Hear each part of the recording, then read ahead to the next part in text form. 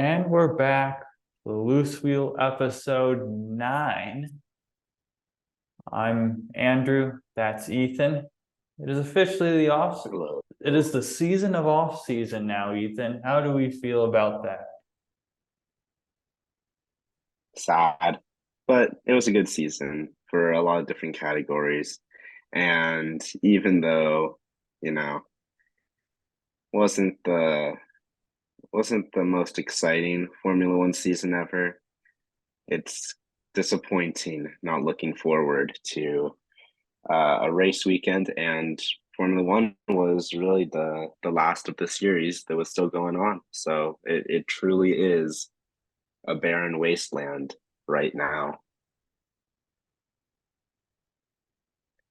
Yeah. Speaking of Formula One, they had their championship in or their final race in Abu Dhabi. Ethan, Mhm. you're the one that watched the race, so go ahead and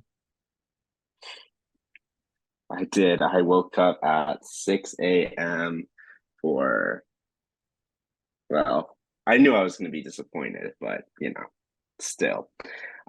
um, so yeah, what happened in Abu Dhabi? Well, of course, Max Verstappen won the race.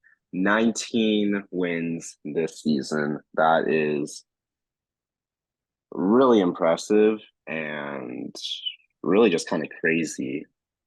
Um, Charles Leclerc finished second. George Russell was able to finish third. Um, Sergio Perez probably should have finished on the podium in third. There was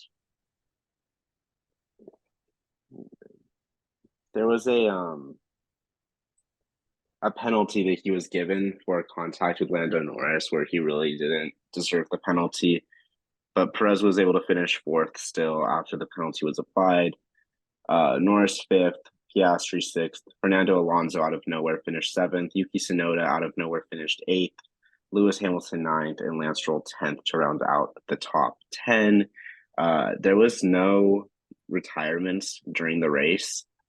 So um, every single car finished. So that P8 from Yuki Tsunoda was like on merit, very impressive, um very impressive. Great way to end the season for Yuki and for AlphaTauri. And with this race, we talked a little bit last week about the battles that were still going on that would be cool to see throughout the race.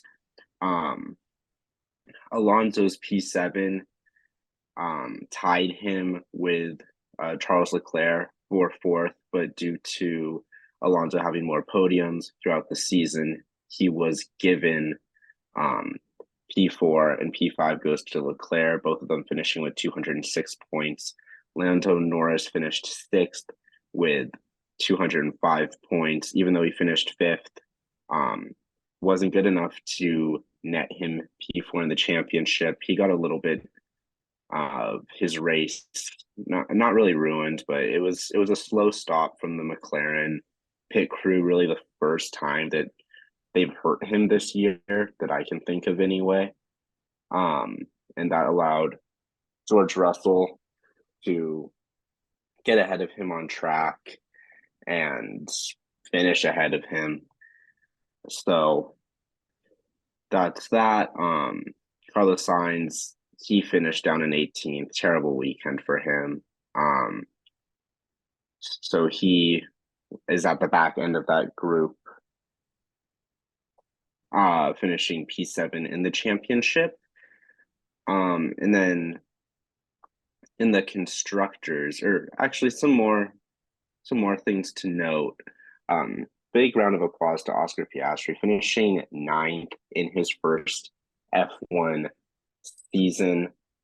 Um, Great job from him. Pierre Gasly just beating out his teammate Esteban Ocon. So, I don't think there's like still a clear number one, but for Gasly finishing ahead of Ocon in his first year at Alpine, whereas Ocon's been there for a minute, it does mean something. Um, And then beyond that, over to the Constructors' Championship, Mercedes was able to finish ahead of Ferrari because Carlos Sainz was absolutely nowhere this weekend. McLaren, they finished fourth, Aston Martin fifth, Alpine sixth, and then Williams, AlphaTauri, Alfa Romeo, and Haas championship. And that's basically that for Abu Dhabi. Yeah. Staying in the world of However, I actually will say one more thing. In FP1, a lot of most teams ran uh, young drivers, as it is part of the requirement to have drivers like that fill in for practice sessions throughout the year. Felipe Drugovich looked amazing for the Aston Martin team, and it's practice, so it really means next to nothing, but it means a little bit more because it is someone like Felipe Drugovich who won the F2 championship but doesn't have a Formula One drive. Yeah. Staying in the world of Formula One, you have McLaren and Mercedes extending their power unit deal to 2030. I had seen that there were rumors maybe McLaren leaving to go to Renault or Honda or someone, but staying with Mercedes. Yeah. I think that McLaren has a good thing going with Mercedes right now, so you probably don't want to risk it and go to someone else.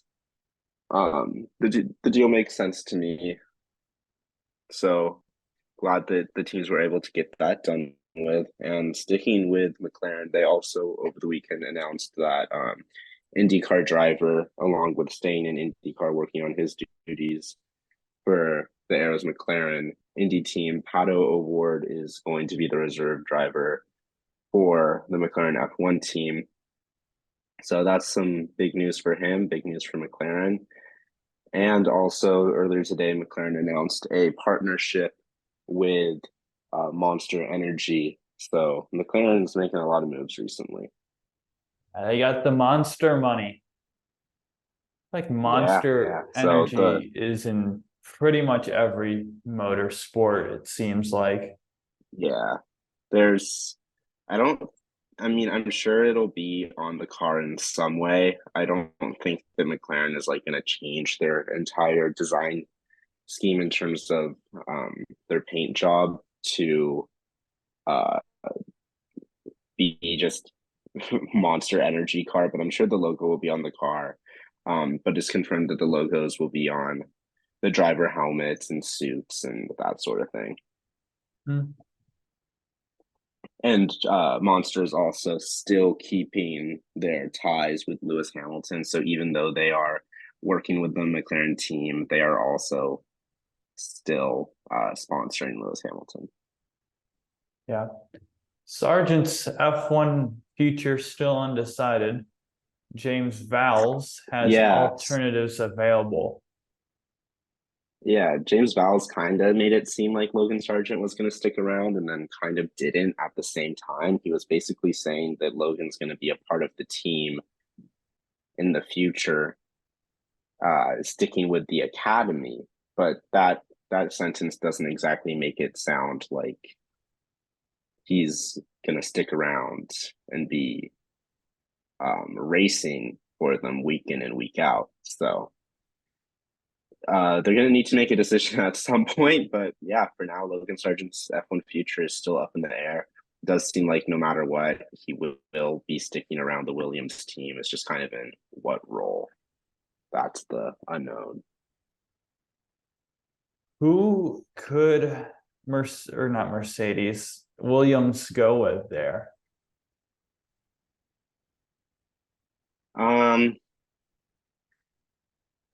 Well, it goes back to, maybe Felipe Drugovich. They could work out a deal. Maybe Frederick Vesti could get the drive.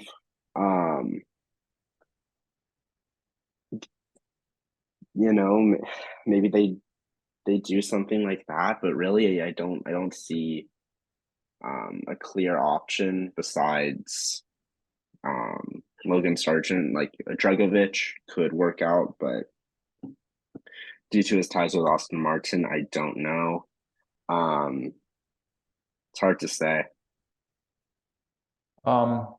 Could Callum Ilott have any chance at this seat or no? Um,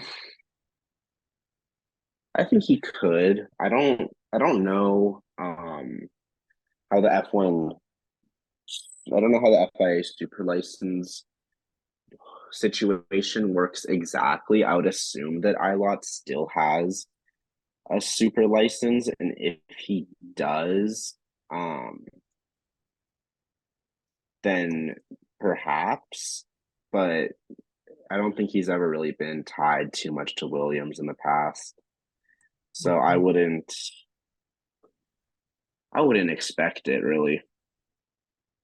Yeah, just looking at his series because it's still I'm just looking uh I mean so you all right, so he has the top four scoring seasons of his what's it called, in the past he gets three of the top four. He finished second in the FIA Formula 2 championship in 20. So that means he does still have his super license. Yeah. However, that would expire after this year because that goes away.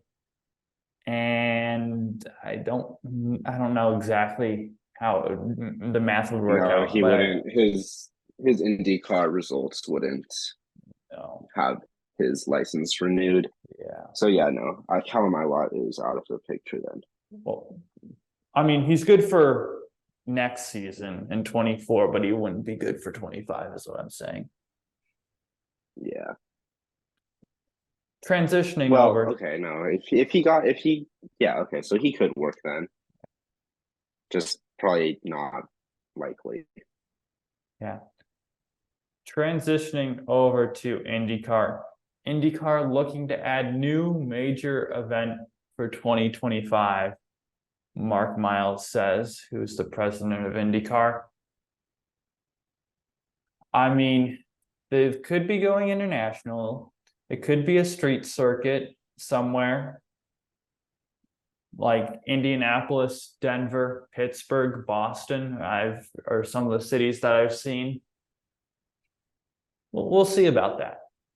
I hope it's not like something boring like a return to Texas, which would be welcome, but that's not new major event, or return to Pocono, or heading out to, I don't know, what's a track that exists that hasn't existed for that long, or that long relative.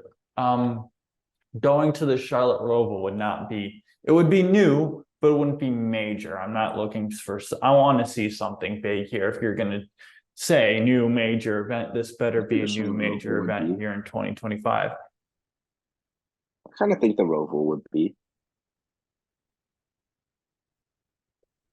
I I mean, mean, it would be a new to IndyCar, and it would be a major event. So not as big as I this don't think huge street circuit. This is what I mean by major. I mean, no. it's an event, but it's not a major event though.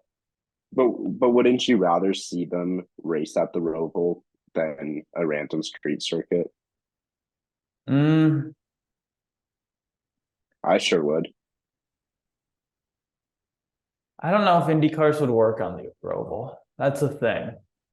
I Yeah, don't know if only one that, way to find out. yeah, I mean, I feel like that's a track made for big, heavy cars, and Indy cars are not that. With the chicanes, I just don't really see it working. And I know it's not going to happen because they're not going to go onto NASCAR ground anyway. So Yeah. that's not going to happen. But yeah.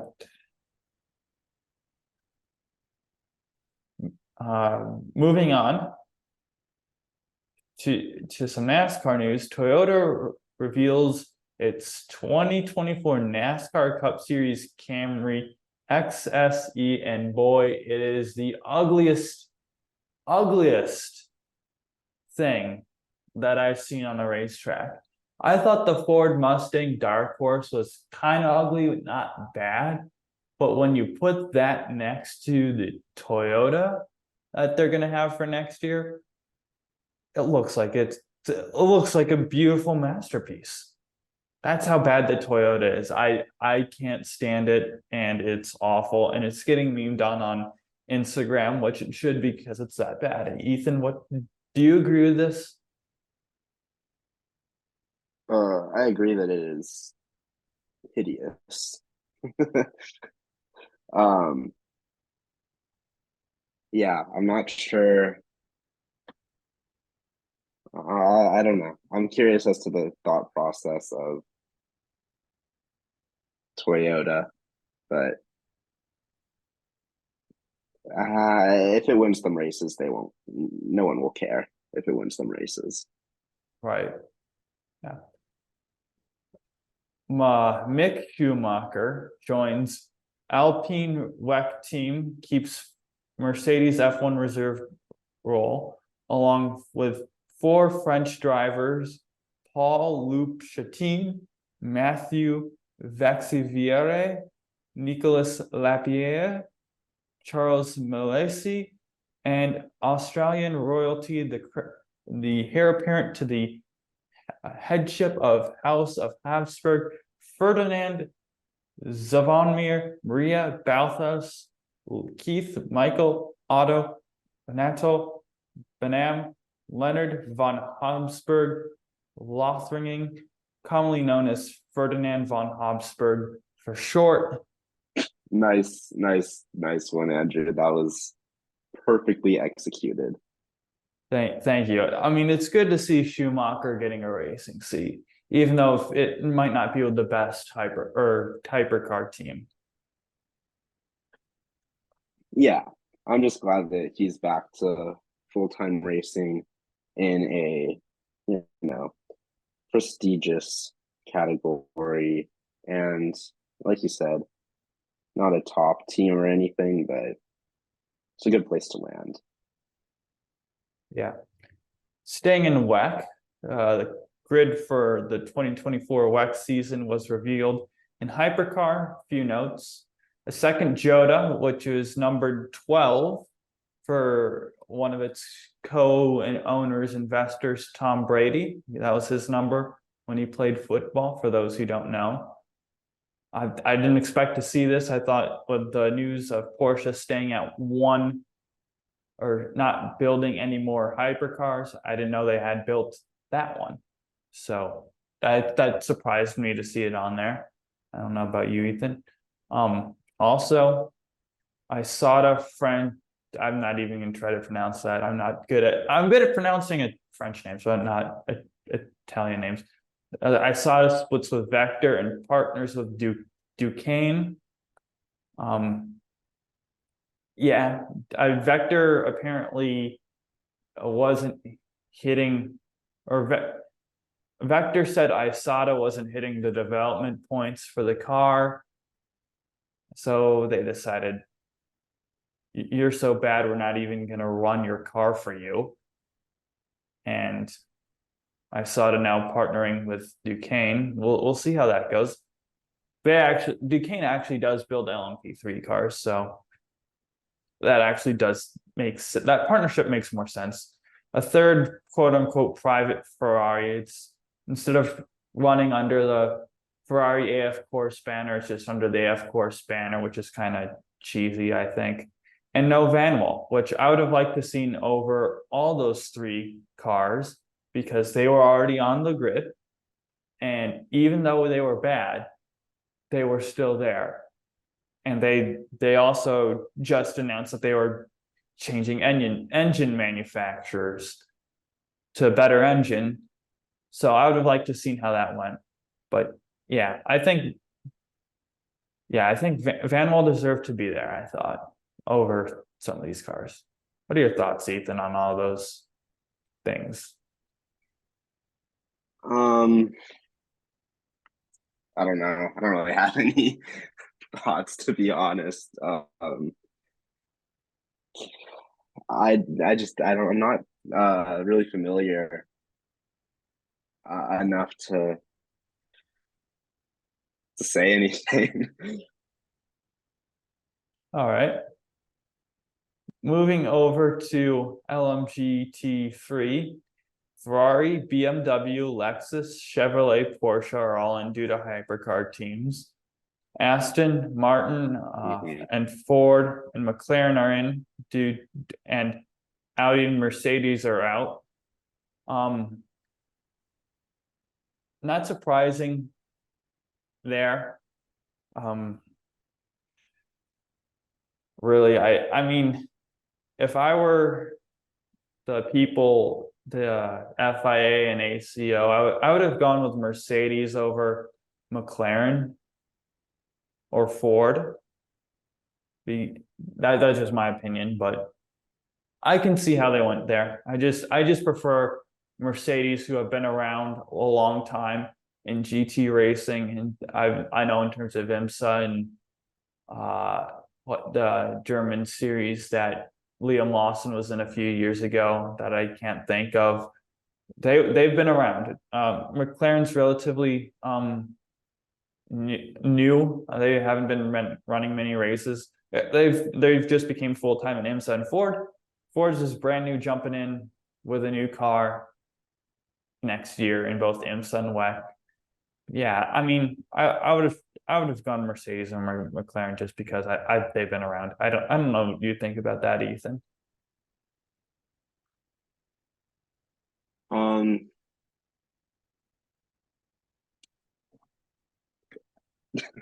I don't know, dude. I don't. I have no clue. I'm sorry. I sound like it's such a casual right now, but I just don't pay attention to the series at all. I, So I can't say anything. They would. that's fair. I mean, Yeah. few more notes. Iron Dames are still around here, and so that's good to see. AF course in the GT classes are going to be called Vista AF course. I don't know why, but that's strange. Interesting.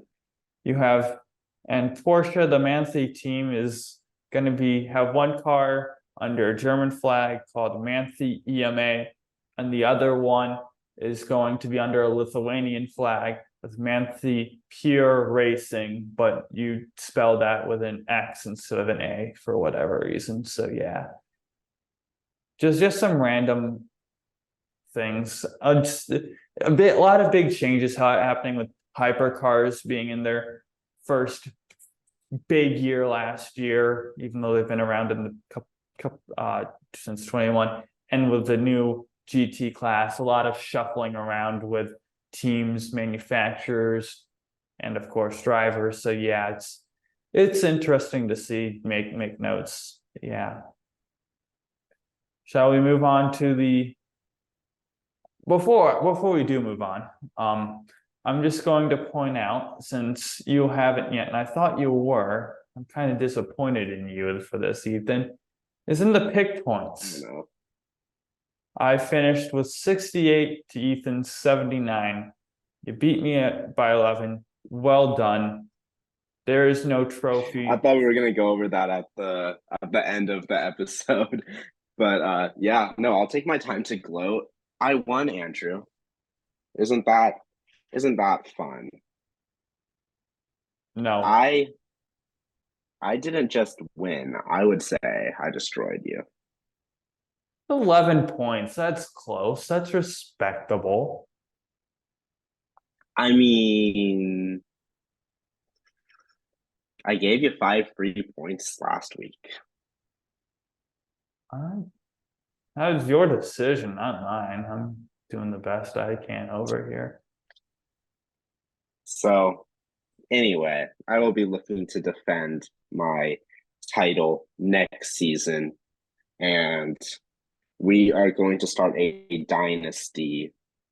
We're talking New York Yankees, In 27 20, rings, no, level no, it's levels gonna of be winning here. New York Yankees since 2017. No, that's not that It's is not gonna what be is going to happen. it's gonna be San Jose Sharks level of dynasty for you. That's a lot of talk from the guy that just lost. Hey, I'm creating an Arizona Coyotes level of dynasty out here, so can't say mine's much better. But we're Does gonna that have mean some you're going to be looking for a new podcast to no, host your talents? no, hopefully not. But we're gonna have some.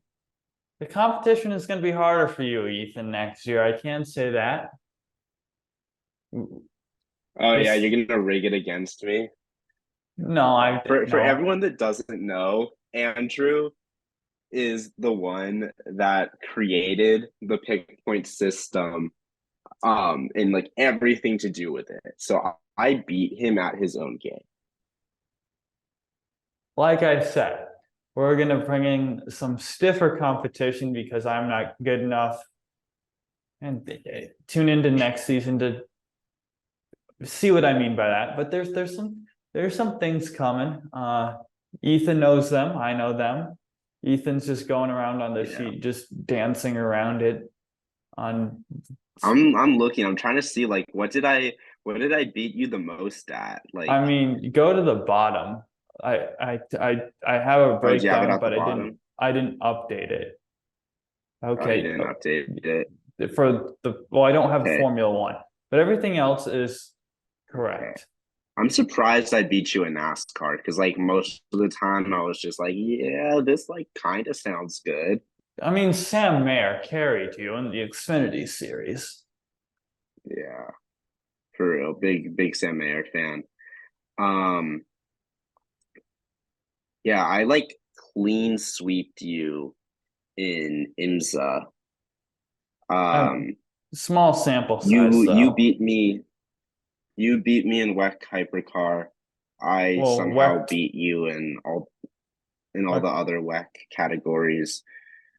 Um, I mean, small sample size, one race for him, son Wecht. Just saying. yeah, yeah. So we'll see how this goes. In the future. Yeah. Let's see if my genius can be frightening. Yeah. All Because right. when we come back for season two, what racing will be on? I What mean, series will be ongoing?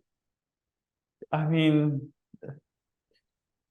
we'll talk about that later. Yeah. But There might be some changes coming. there'll be some picks. There'll be picks made. For We'll sure. just leave it at that. Want to hit this? Which one do you want to tackle first here, Ethan? Year in review for Formula One, IndyCar, and NASCAR. What do we want to talk about first?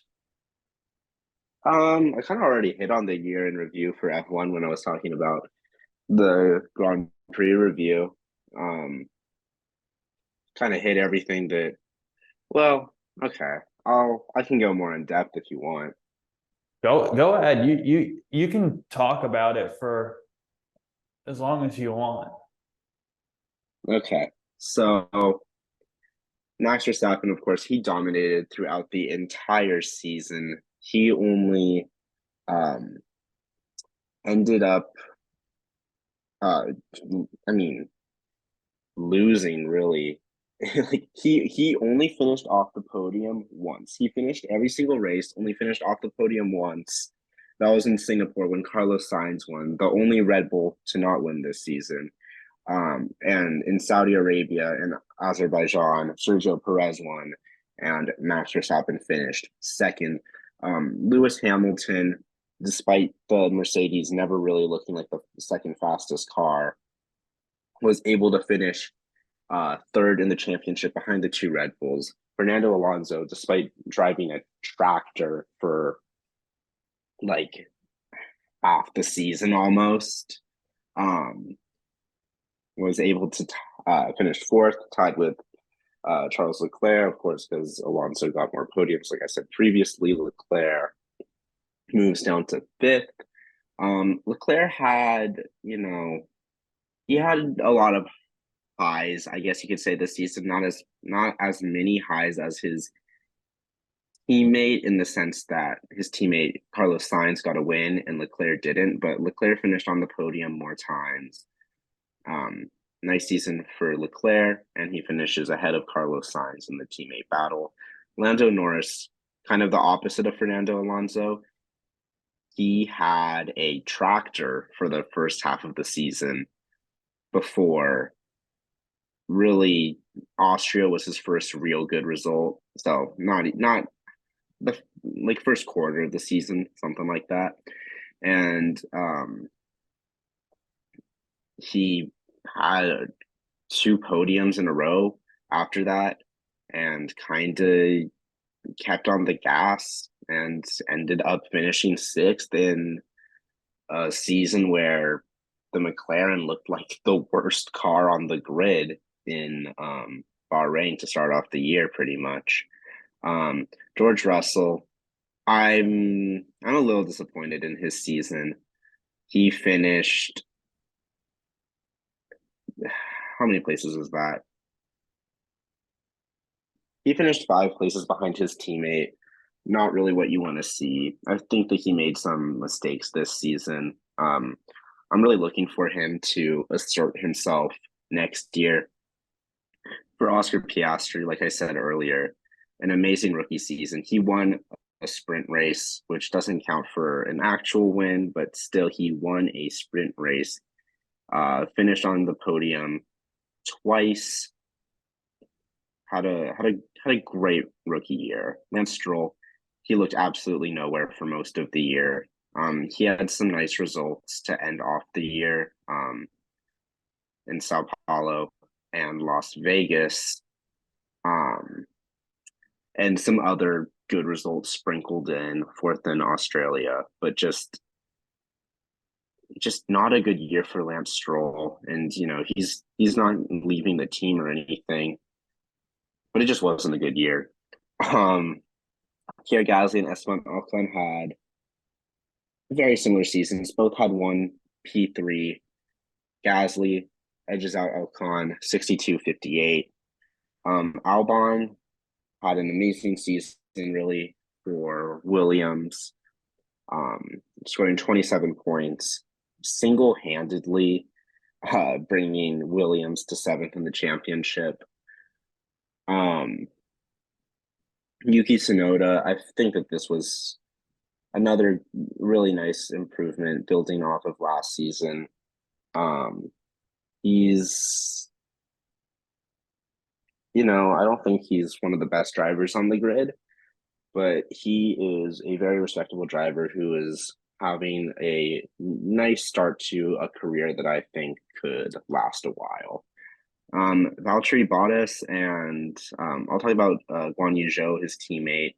Bottas finished 15th, Zhou finished 18th. So Bottas did have a bit of a better year, but disappointing years for both of them and for the team, in my opinion. Daniel Ricciardo finished 17th after subbing in for Nick DeVries, who was absolutely terrible, but maybe unjustly dropped by AlphaTauri after the British Grand Prix. Ricciardo came in, did 2 races, broke his hand, and then finished off the year. He looked okay. He didn't look special, but how much does his broken hand weigh into that? I mean, his first race back in Hungary, he looks good, but yeah, what do you make of him this season? I don't know. That's a question mark. We'll find out next year.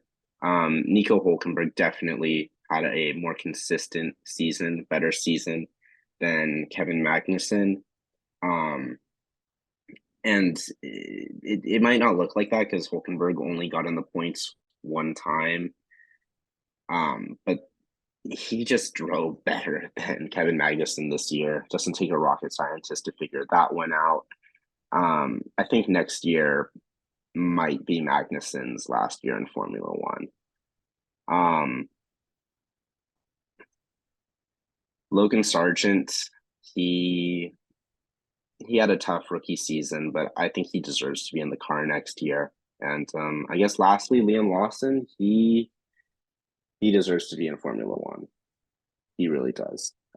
Amazing job filling in for Ricardo when he was injured. And I mean, those were some races where he was having some bad luck. I mean, he didn't start in one of them and he retired on like the first lap in the other of those two races where he didn't finish during Lawson's little stint. So we didn't exactly see a head to head, but Lawson like kind of looked better than Sonoda even a little bit. So that's kind of what the drivers did this year. Will it change next year? A little bit. I think that Verstappen is still going to dominate, so nothing's going to change at the top. But I would expect for guys like Oscar Piastri to jump up the standings. Um, and maybe even people like Lance Stroll, I wouldn't be surprised if he fell off more. Um, hard to say, hard to say. But yeah, Yeah, that's what it was this year. yeah. I'm gonna say my surprise of the year is Fernando Alonso being as great as he was. I didn't Okay. expect it. I'm also surprised by Yeah. Albon having as good of a season he did. Piastri and Lewis Hamilton coming back in a garbage car. That the Mercedes didn't win this year for the first time in a very long time. Some disappointments this year. I'm Yeah. disappointed with Alpine as a whole. I thought they were going to take a step up and do better. George Russell, I thought he was going to be closer to all that. And Nick DeVries, I thought he was going to be have the season Albon did. And Valtteri Bottas, I thought he would have been a top 10 contender in points. But yeah, that's all I got to say. So moving over to NASCAR, we had a lot of racing. We had a lot of driving. You had Ben Rhodes and uh Cole Custer win the lower series, but we're not going to talk about them. You had a lot of different winners this year. You had uh, AJ Allmendinger, Christopher Bell, he won twice. Ryan Blaney winning 3 races, Chris Buescher winning 3 races, Kyle Busch winning 3 races, William Byron winning 6 races, Ross Chastain winning a pair, Denny Hamlin winning 3, Kyle Larson winning 5, Logano winning 2, Michael McDowell winning 1, Tyler Reddick winning 2, Ricky Stenhouse Jr. winning 1, Martin Truex Jr. winning 4, and Shane Van Gisbergen won a race. So yeah, going on through the point standings, it was Blaney, Larson, Byron, Bell, Hamlin, Reddick, Buescher, Keselowski, Chastain, Wallace, Truex, Logano, Harvick, Busch, McDowell, Elliott, Gibbs, Suarez, Bowman, Allmendinger, Almirola, Preece, Cindric, LaJoy, Haley, Jones, Gilliland, Austin Dillon, Briscoe, Burton, Ty Dillon, and then you got to the part-time guys, Noah Gregson, Cody Ware, Jensen Button, Mike Rockenfeller, Travis Pastrana, Brody Kostecki, Jimmy Johnson, Kimi Räikkönen, and Jonathan Davenport. Everyone else was eligible for points. So I'm not going to read them off because, yeah. Going through the list of drivers, Blaney, surprised to be champion. Larson, no surprise there. Byron and Bell taking the steps up that they needed to. Hamlin hanging around another year. Reddick and Buescher taking the steps up that they needed to, along with Keselowski. Chastain, he was a surprise Final Four appearance last year. Another solid season. Bubba Wallace taking a step up. Martin Truex Jr. having a little bit disappointing season, even though he had the wins. Logano, Harvick, disappointing seasons. Kyle Busch, he had the wins, advanced far in the playoffs, but kind of disappointing season. McDowell and Stenhouse were just happy to be in the playoffs, but more Suarez, less McDowell. Elliott missing the playoffs, disappointing year for him. Ty Gibbs having the year he needed to his rookie year.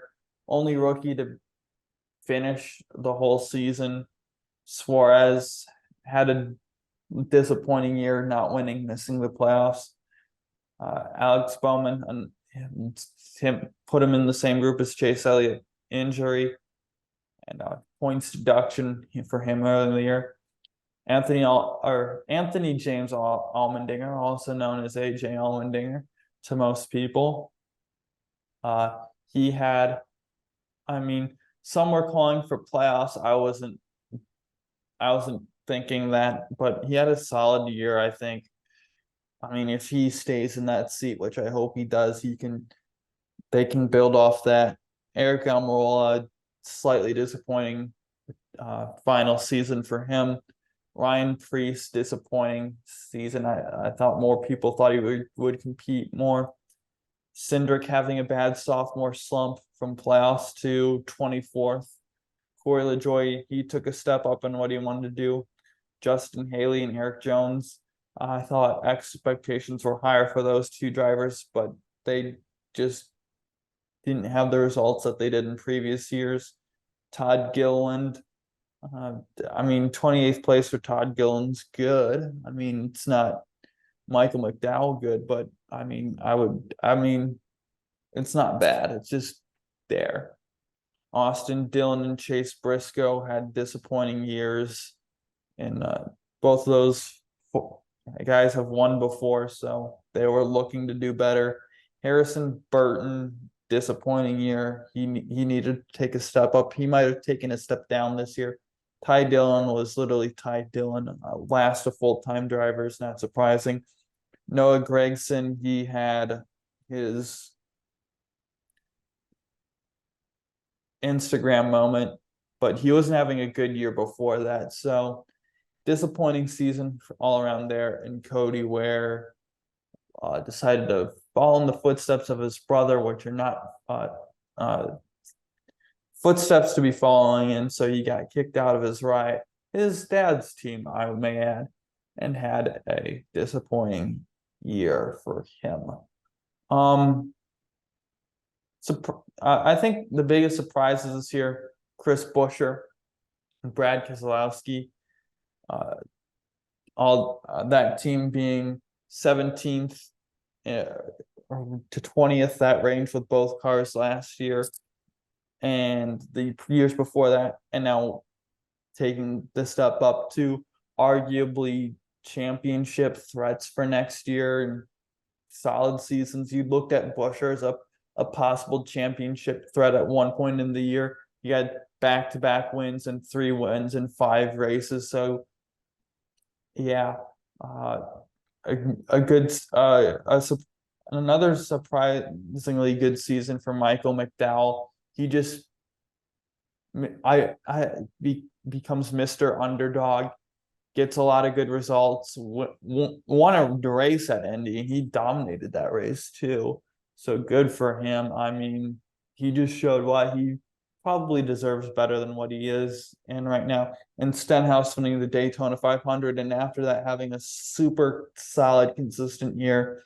I think he would have he had the points to, I think, get in the playoffs, regardless of that win. So those are my surprises. Some disappointments this year, Joey Logano.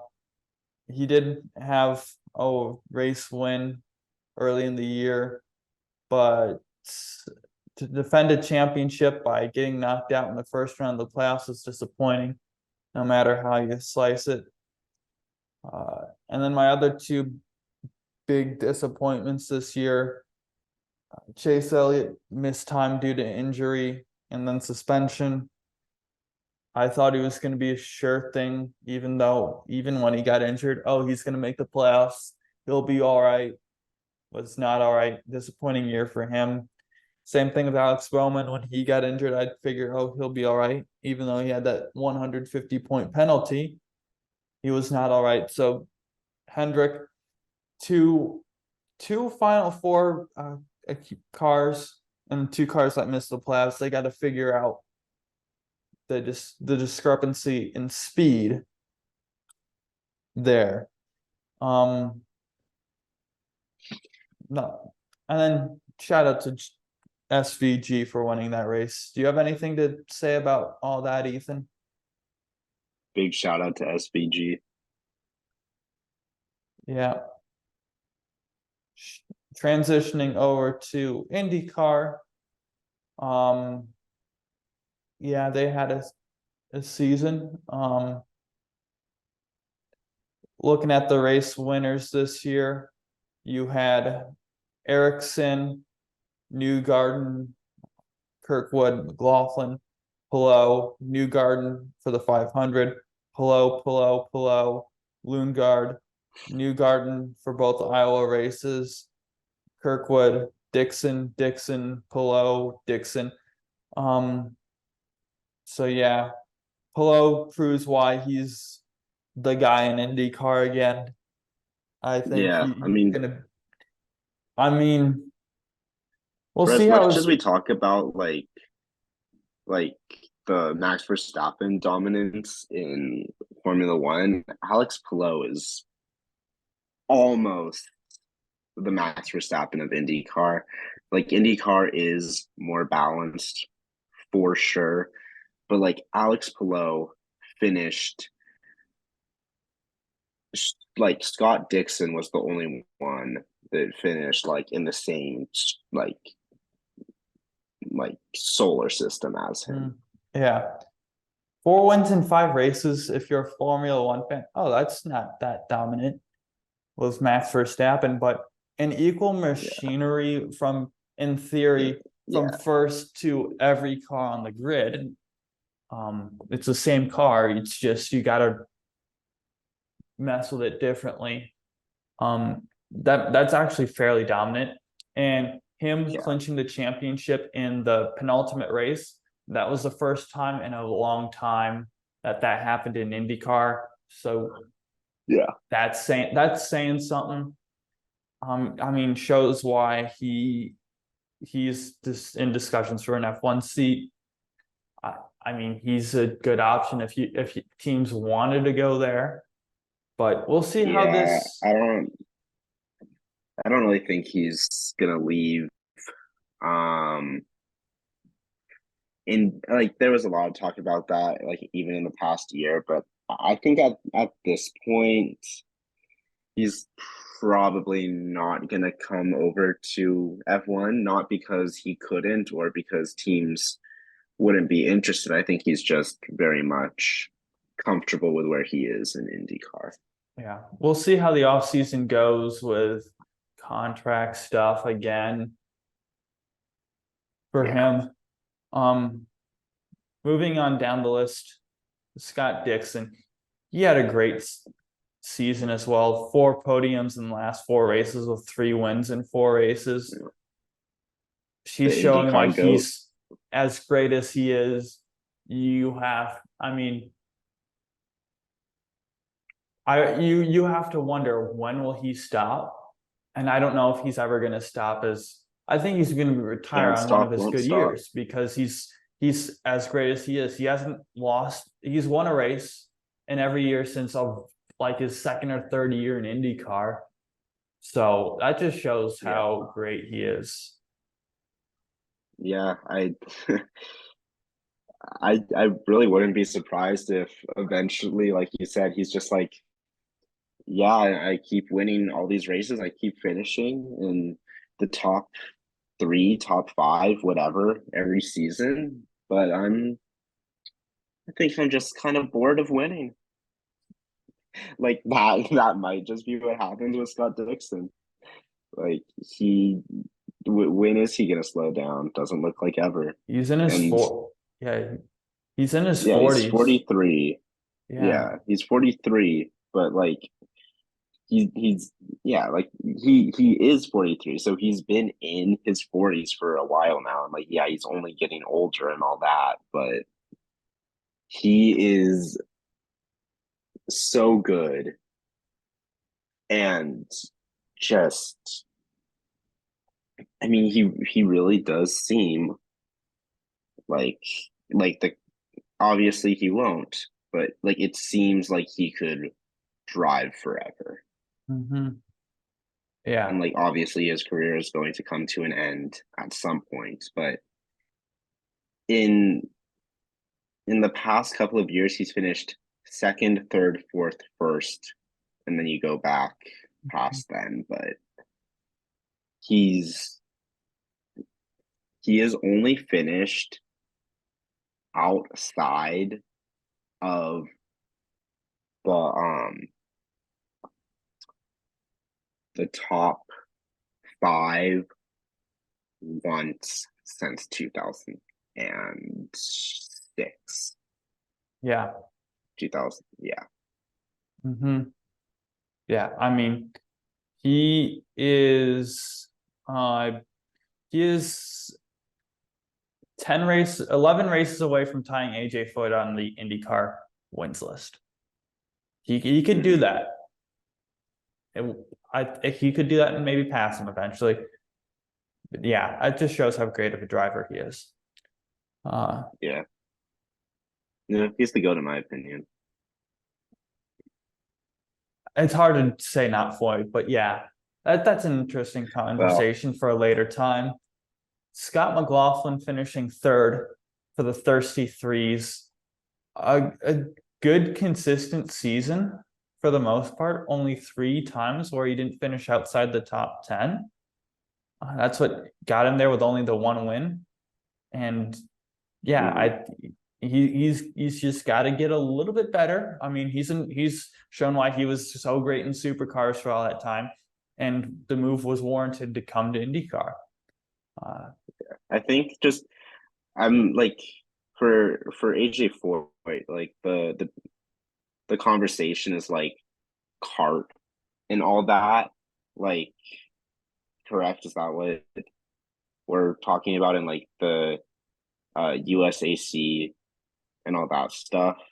Um, I think just like purely talking like the series that we now call IndyCar, um, it's gotta be Scott hmm, Dixon. Like, I guess it depends on what you define as IndyCar. yeah. Because, like, yeah, going by the logic that he is second in IndyCar wins to AJ Foyt, and you're counting, because AJ Foyt, like, obviously didn't race in IndyCar, but he raced in the predecessors to IndyCar. If you Mhm. count that as IndyCar, then, like, yeah, he is the greatest of all time. So, yeah, I guess it just kind of depends on what you count as IndyCar, right? Yeah, yeah, yeah, definitely. That's an interesting conversation. We'll definitely hit that on a later podcast. But Yeah, we let's should. moving on down the list. Pato Award fourth. Um, no wins this year, so that's disappointing. But fourth in the championship, that's still good. Not where he wants to be, but very very close on what he needs to be. Joseph Newgarden, he finally gets the Indy 500 in the year that it wasn't double points. So I know in previous years, if the Indy 500 wasn't double points, he would have more championships than he does. That's all right. He won 4 of the 5 uh, races this year on ovals. The one he didn't, he I think he crashed out on, but he didn't finish. But that was the case of Newgarden's season. 4 wins, only 5 podiums, 4 finishes, 5 finishes outside the top 10. gotta work on the consistency that he just needs to step up the consistency there. Marcus Ericsson, a solid season for him. Only three finishes outside the top 10. The opening race win at St. Petersburg. Good season for him. I mean, that's I think what Marcus Ericsson is a sixth place driver and points. I mean, that's what I think is peak, but he could prove me wrong. I don't know. Will Power, seventh place in his championship defense. No race wins this year, so that's disappointing. But he did, I think he did pass Andretti on most poles in IndyCar history. So he's proving why he's got the power to finish and qualify well. That was a bad Yeah, pun just on not the season Sorry. you want to see as like Yeah. a defense of a championship. But But yeah, he's getting old as well. I mean, mhm. this could be the start of his decline, like you've seen Pagano, Helio Castroneves do recently that have been driving for Penske. Christian Lundgaard getting his first career win, finishing 8th in the points. First car not of the Power Four or Fab Four teams. So good for him. Alexander Rossi, I mean, a good season for him. He finished 9th. I mean, that's about where he was in Andretti. So not just kind of a lateral move there. Colton Herta 10th. Disappointing for him. I know a lot of people were thinking he would improve. But he's just he's just not good enough, I think, to be in the top level. He's a very, very solid driver. He'll get you wins on his seasons, but he's not a championship winning driver. He's a lot like Marcus Ericsson. And I don't think people want to admit that. That's my opinion there. Moving on down, Kyle Kirkwood, Herta's Andretti teammate, 2 wins. Those were his only 2 podiums. So yeah, that's what he wanted in his sophomore year. He's got to work on the consistency. I think though the 2 wins are his only top 5 finishes, so got to work on that. Got to get more consistent if you want to get there. Roman Grosjean, no wins, lost his, or Felix Rosenquist. He had a solid year. A little disappointing, but still very solid. He'll be good at Shank. Roman Grosjean, disappointing year, 2 podiums, 2 top 5 finishes, a lot of crashes. So we'll see how he does at Junco Solinger next year. Rinus VK, a quiet season for him. Graham Rahal, he had some highs, lows. Yeah, he's got his 1 race a year that he's good in, and he had that this year. Callum Ilott, he had a good season this year. Sad to see him leave. Yeah, moving on down, David Malukas, he had a good year with his equipment, podium. Not the furthest guy down in the points to get a podium. We'll get to him later. But good year. Helio Castroneves, 18th in points, disappointing year. Santino Ferrucci, surprised to see him in the top 20 in points. Podium at the Indy 500, lowest driver in the points of the podium. But other than that, it was kind of a disappointing year for Santucci, as some of us call him. Marcus Armstrong, rookie of the year on a part-time deal. Good for him. Showing why he's going to be full-time next year. Agustin Canapino, solid rookie season. Beat out some guys that are fairly notable, like Devlin DeFrancesco. He had that one moment in Indy, the second Indy race, but not a good year for Devlin. Stingray Robb, disappointing rookie year, finishing 23rd. Not much to say about him. Jack Harvey, 24th, disappointing year, getting kicked out early. Same thing for Connor Daly, 25th, get kicked out early, picked up a couple sub rolls. Hunter Ray finishing 22nd or 26th, some good sub rolls for him. Benjamin Peterson, terrible rookie year for him. Not looking for not what he wanted. Simon Pagino, disappointing year, having the concussion and not able to come back since. Kuma Sato had some decent points in his races this year.